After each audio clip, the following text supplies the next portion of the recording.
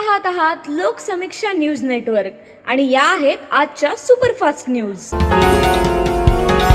या बातमीपत्राचे प्रायोजक आहेत नंदिनी कलेक्शन, फक्त महिलांचे परिपूर्ण दालन, माऊली निवास, कल्याण मंडपमच्या बाजूस, यशोधन नगर, परभणी। नमस्कार, मी प्रभू दिपके लोकसमीक्षा न्यूज नेटवर्क मध्ये आपलं स्वागत करतो।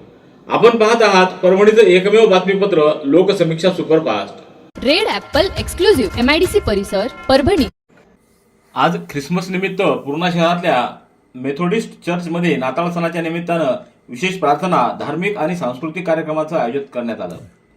या चर्चचे फादर रेव्हरंड संतोष सूर्यवंशी यांनी उपस्थित नागरिकांना मार्गदर्शन केलं आणि प्रभू येशू ख्रिस्ताच्या शिकवणीप्रमाणे शांती, एकता आणि समानतेचा जीवन जगण्याचा संदेश दिला। चर्चमध्ये ख्रिसमस ट्री सजवण्यात आला होता आणि विद्युत रोषणाई देखील करण्यात आली। लहानांपासून ज्येष्ठांपर्यंत समाज बांधव मोठ्या उत्साहानं यात सहभागी झाल्याचं दिसून आलं।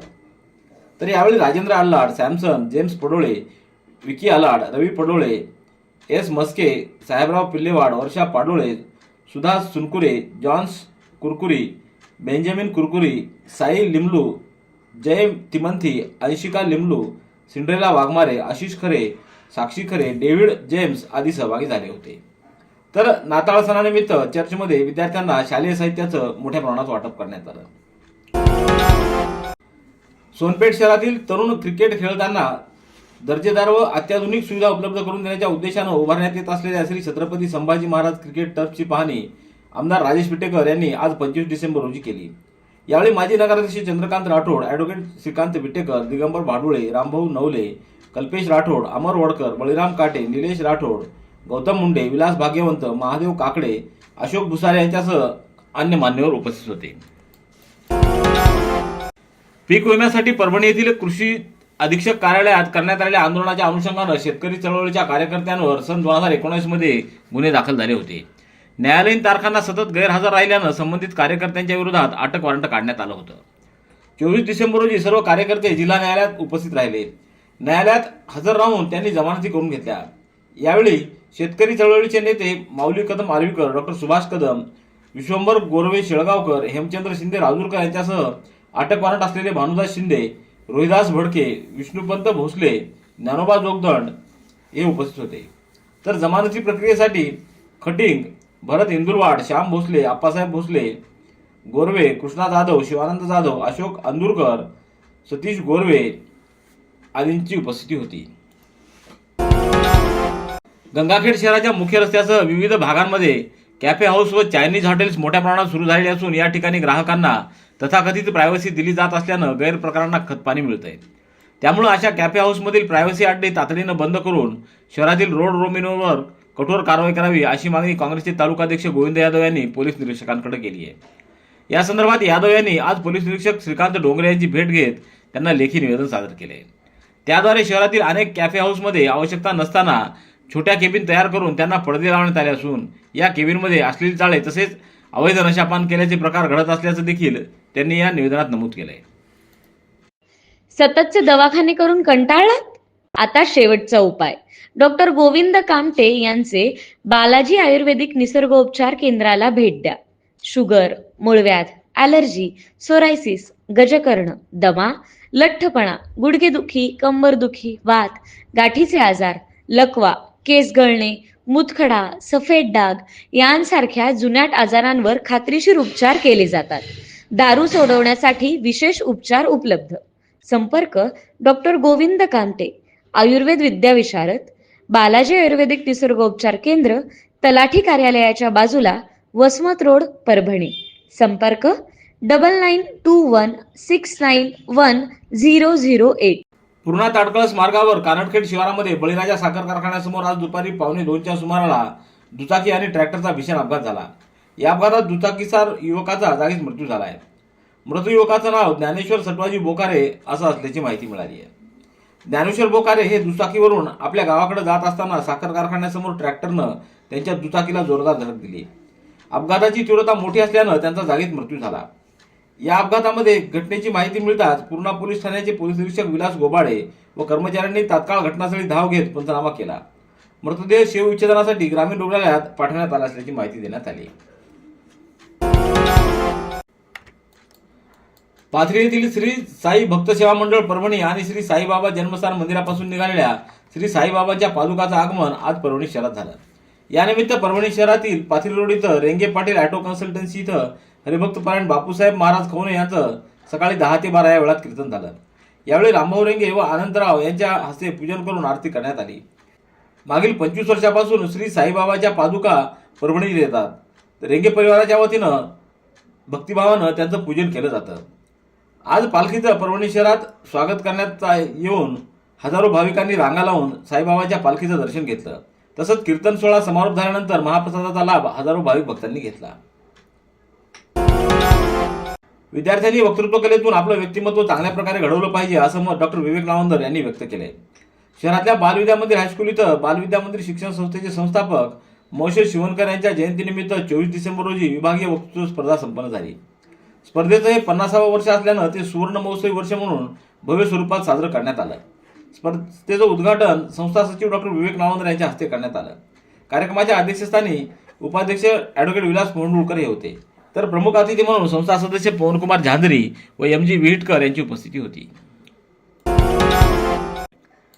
परभणीतल्या पोलीस मुख्यालयात असलेल्या सह्याद्री मल्टीपर्पज फंक्शन हॉल इथं आज शहर वाहतूक शाखा परभणी, त्याचबरोबर जिंतूर, परभणी, मसुप तसंच पोलीस स्टेशनचे अधिकारी व अंमलदार यांच्याकरिता नांदेड येथील मोटार वाहन केसेस करताना वापरण्यात येणारे ई चालन मशीनचे तज्ज्ञ इंजिनियर कृष्णा जाधव यांनी कार्यशाळेत ई चालन मशीनचा योग्य पद्धतीने वापर कसा करायचा, वापरताना येणाऱ्या अडचणी, त्याबाबतचे शासकीय परिपत्रक, बॅटरी व चार्जरचे प्रॉब्लेम, कॅमेऱ्याचे प्रॉब्लेम, केसेस करताना त्याबाबत होणाऱ्या नागरिकांच्या तक्रारी याबाबत सविस्तर मार्गदर्शन केलं. तसंच आम्ही सर्वांना 31 डिसेंबर हा नशामुक्त व सुरक्षित वाहन चालवून अपघातमुक्त साजरा करणं, 2 जानेवारी ते 8 जानेवारी दरम्यान पोलीस दलातर्फे साजऱ्या होणाऱ्या रेझिंग डे मधील सादरीकरण, 9 ते 23 जानेवारी दरम्यान साजऱ्या होणाऱ्या सुरक्षा पंधरवड्यामध्ये करण्याची कारवाई याबाबत मार्गदर्शन केलं. यावेळी 8 अधिकारी व 34 अंमलदार हजर होते. परभणी शहर महानगरपालिका निवडणुकीसाठी राष्ट्रवादी काँग्रेस पार्टी अजित पवार गटकडून प्रभाग क्रमांक 10 मधून मुस्लिम उमेदवाराला उमेदवारी न देण्याचा निर्णय झाला असल्याची चर्चा शहरात होत असून या निर्णयामुळे संबंधित प्रभागातील मुस्लिम समाजामध्ये नाराजी व्यक्त केली जाते. मुस्लिम समाजातील युवा पिढीला प्रतिनिधित्व करण्याची संधी डावलली जात असल्याच्या भावना व्यक्त केल्या आहेत. गेल्या अनेक निवडणुकांमध्ये या प्रभागातून राष्ट्रवादी काँग्रेसच्या पॅनलनं सातत्यानं विजय मिळवलेला असून तो विजय मुख्यतः मुस्लिम मतदारांच्या पाठिंब्यावरच मिळाल्याचं राजकीय जाणकार सांगतात. यावेळी उमेदवार निवडीमध्ये मुस्लिम समाजाला डावललं जात असल्याचा आरोप स्थानिक कार्यकर्ते व नागरिकांकडून केला जातोय. निवडणुकीच्या काळात विकास, समावेश आणि सामाजिक न्यायाच्या गप्पा मारल्या जातात, परंतु प्रत्यक्ष उमेदवार देताना मात्र मुस्लिम समाजाला संधी दिली जात नाही. त्यामुळं समाजामध्ये असंतोष वाढत असून हा निर्णय पक्षाच्या धर्मनिरपेक्ष प्रतिमेला देखील धक्का देणार असल्याची भावना व्यक्त केली जाते. पक्ष नेतृत्वानं या निर्णयाचा पुनर्विचार करावा अशी मागणी नागरिकांतून होतीये. Red Apple furniture, smart furniture for smart people, exclusive Parbhani शहरातील भव्य शोरूम रेड ॲपल एक्सक्लुझिव्ह, भारतातील स्मार्ट फर्निचर ब्रँड आता आपल्या परभणी शहरामध्ये. हो, आता आपल्या परभणी शहरामध्ये. या अंतर्गत ऑफिस, बेडरूम, डायनिंग, लिव्हिंग इत्यादी प्रकारचे फर्निचर आपणास मिळेल. Bedroom set, bed, dressing table, sofa set, कपाट, डायनिंग टेबल टीपॉय आणि स्टील फर्निचर इत्यादी सर्व प्रकारचे फर्निचर तेही आकर्षक किमतीमध्ये उपलब्ध आहे. एक वेळ अवश्य भेट द्या.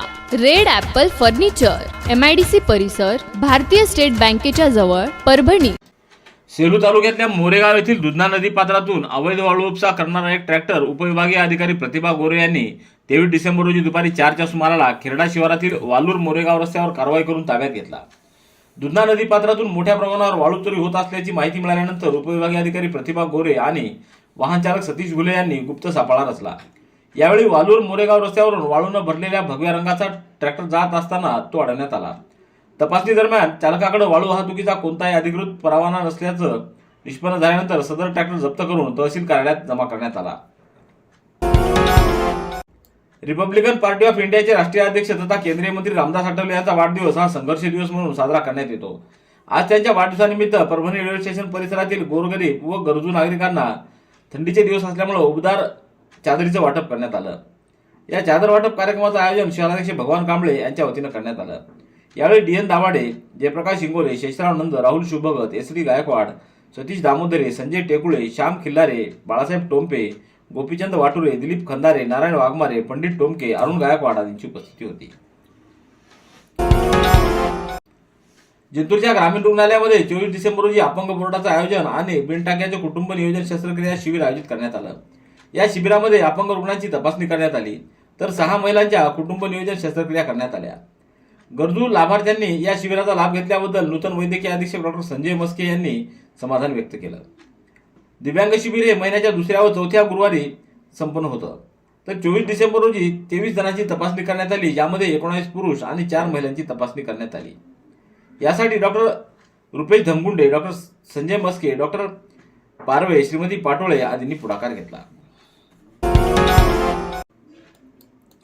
राष्ट्रीय सेवा योजनेमधून सेवाभाव रुजतो तसंच समृद्ध देशासाठी सक्षम नेतृत्व घडतं अशा शिबिरातून विद्यार्थ्यांवर श्रमसंस्कारासोबतच ग्रामीण प्रश्नाची ओळख होते व भावी काळात विविध क्षेत्रात नेतृत्व क्षमता वाढते असं प्रतिपादन प्राचार्य डॉक्टर बबन पवार यांनी केलं.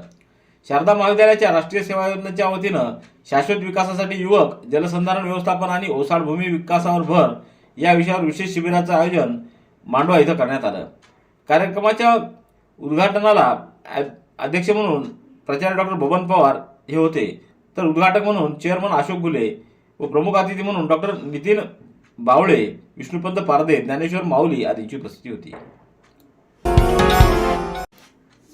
पूर्णा येथील श्री गुरुबुद्धी स्वामी महाविद्यालयात कवी मनाचा प्रखर राष्ट्रवादी तसंच अशीच प्रतिमा असलेले नेते अटल बिहारी वाजपेयी यांची जयंती साजरी करण्यात आली. राष्ट्रीय सेवा योजनेचे अधिकारी प्राध्यापक डॉक्टर राजू शेख यांनी अटल बिहारी वाजपेयी यांच्या प्रतिमेला पुष्पहार अर्पण करून आदरांजली वाहिली. अखिल भारतीय साने गुरुजी कथामाला शाखा हेलस, जिल्हा जालना व मानस फाउंडेशन यांच्या संयुक्त विद्यमानं साने गुरुजी यांच्या जयंतीनिमित्त 24 डिसेंबर रोजी आयोजित मराठवाडा विभागीय कथाकथन स्पर्धेत अक्षरा पवार, साक्षी राठोड व श्रद्धा काकडे यांनी विविध गटातून प्रथम क्रमांक पटकावला. मराठवाडा विभागीय कथाकथन स्पर्धेअंतर्गत परभणी जिल्हास्तरीय फेरी सेलू येथील नूतन विद्यालयाच्या राब गिल्डा सभागृहात उत्साहात पार पडली. या स्पर्धेचं उद्घाटन उपमुख्याध्यापक किरण देशपांडे यांच्या हस्ते करण्यात आलं. यावेळी साने गुरुजी कथामालेचे केंद्रीय कार्यकारिणी सदस्य सतीश कुलकर्णी, प्रमोद देशमुख यांची उपस्थिती होती. भारताचे माजी पंतप्रधान भारतरत्न अटल बिहारी वाजपेयी यांची जयंती परभणीच्या जिल्हाधिकारी कार्यालयात साजरी करण्यात आली. नायब तहसीलदार प्रशांत राखे यांनी प्रतिमेला पुष्पहार अर्पण करून अभिवादन केलं. यावेळी सहाय्यक महसूल अधिकारी नागेश देशमुख यांच्यासह अधिकारी व कर्मचारी उपस्थित होते. रेड ॲपल एक्सक्लुझिव्ह MIDC परिसर परभणी. याबरोबरचे बातमीपत्र संपलं. पुन्हा भेटूया उद्याच्या सुपरफास्ट बातमीपत्रात. पाहत रहा लोकसमीक्षा. तुम्हाला हे बातमीपत्र कसं वाटलं याबद्दल आपली प्रतिक्रिया नोंदवा. दररोजचे अपडेट्स मिळवण्यासाठी लोकसमीक्षा चॅनलला सबस्क्राईब करा. धन्यवाद.